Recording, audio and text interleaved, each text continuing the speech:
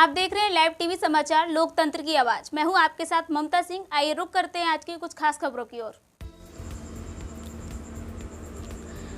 भागलपुर का जवाहरलाल नेहरू चिकित्सा अस्पताल इन दिनों दलालों के कब्जे में है।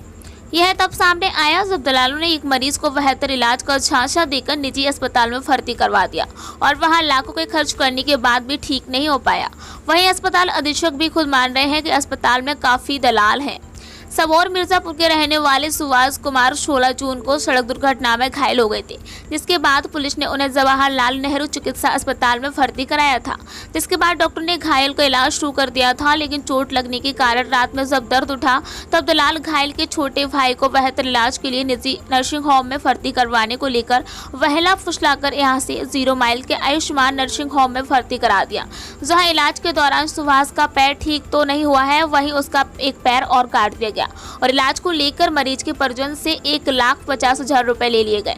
अस्पताल के द्वारा और पैसे की मांग पर मरीज वहां से घर लौट आया, लेकिन तकलीफ होने पर जवाहरलाल नेहरू चिकित्सा अस्पताल में अपना इलाज करा रहा है।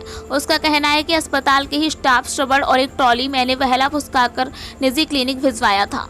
वहीं इस मामले पर अस्पताल अधीक्षक डॉक्टर असीम कुमार दास का कहना है कि सिर्फ मरीज को ले जाने को लेकर ही दलाल अस्पताल में सक्रिय नहीं है, बल्कि ब्लड बैंक तक के दलाल सक्रिय हैं, जिसको लेकर सीसीटीवी में अब निगरानी की जाएगी।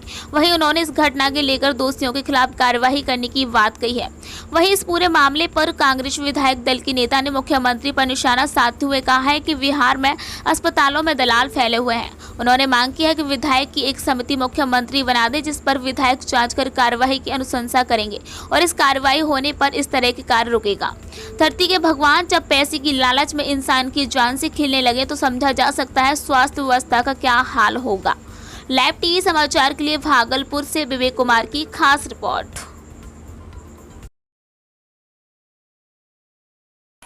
ठोकर जिसमें कि ये हाथ में पहले लगा हैंडल पे, लगने के बाद हम गिर गए। गिरने के बाद इस पैर में कैसे क्या हुआ ये तो हमको पता नहीं है, लेकिन कुछ लोग हमको उठाए वहाँ पर। उसके बाद पुलिस वाले को फ़ोन किए, पुलिस वाले आके अपने गाड़ी में लोड किए और यहाँ मायागंज हॉस्पिटल लाके छोड़ दिए लोधीपुर रोड में। उसके बाद घटना तो वहाँ हो ही गया।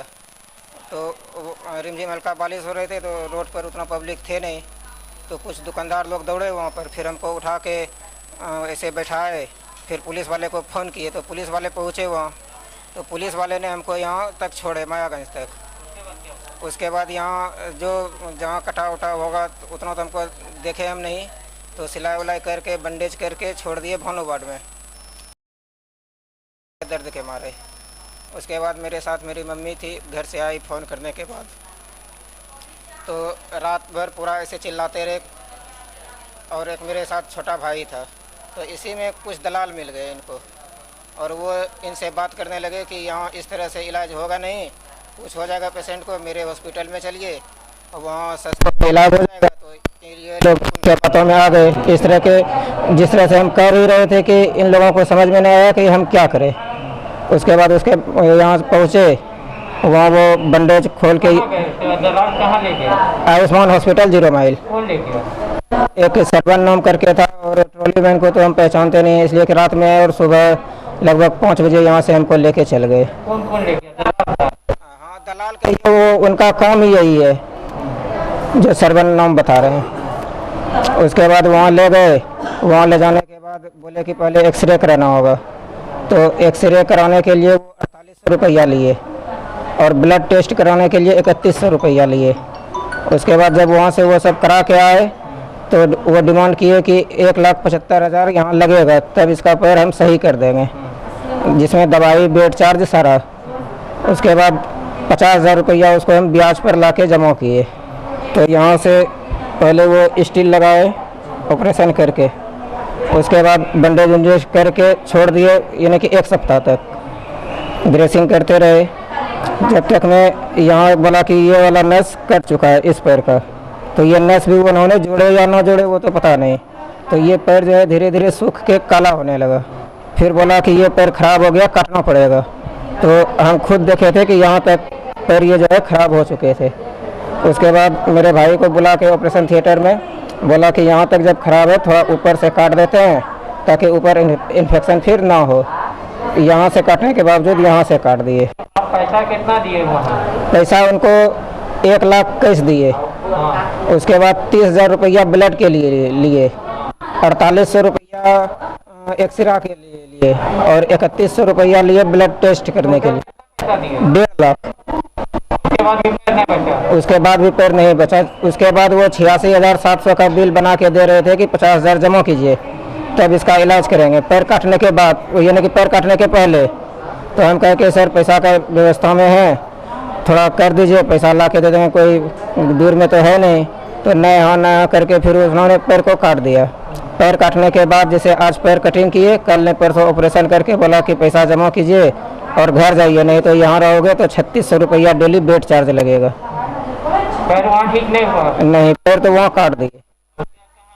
उसके बाद वहाँ से उन्होंने जब 86,700 का बिल बनाए तो हम लोग पैसा देने से इनकार कर दिए कि जब 1,55,000 में बात थे और पैर भी काट दिए और पैसा भी ले लिया आप इतना इतना।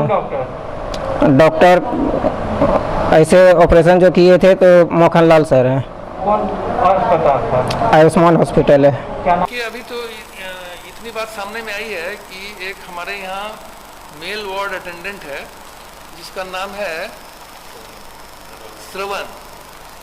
उसी के बारे में रोगी के द्वारा कंप्लेन की जा रही है कि वो जिस दिन यहाँ भर्ती हुआ था 16 जून को,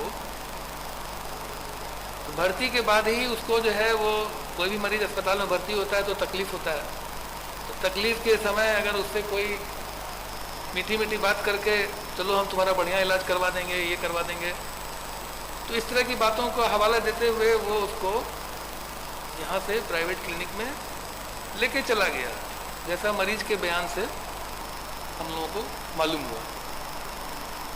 और जहाँ भी प्राइवेट में लेके गया वहाँ उसका इलाज हुआ और काफ़ी उसको आर्थिक क्षति का सामना करना पड़ा। इलाज के बाद वो घर गया लेकिन उसका घाव सूखा नहीं, उससे पस आता रहा। फाइनली उसको दोबारा जो है वो हमारे अस्पताल में भर्ती होना पड़ा। तो अब ये है कि स्टाफ का बात सामने में आया है कि बहला फुसला के लेके गया है, तो उसको तो हम तो कानून संगत जो भी विधि सम्मत कार्रवाई होगी वो तो हम करेंगे।